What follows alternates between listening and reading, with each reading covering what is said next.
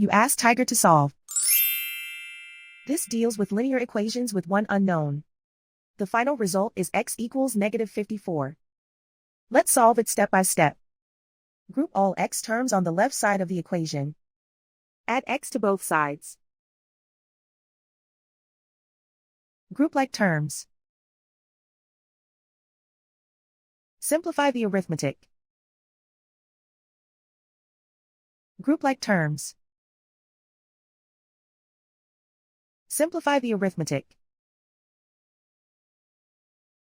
Group all constants on the right side of the equation.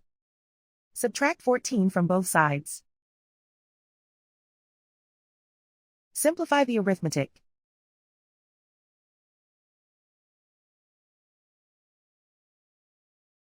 Convert the x into a positive number.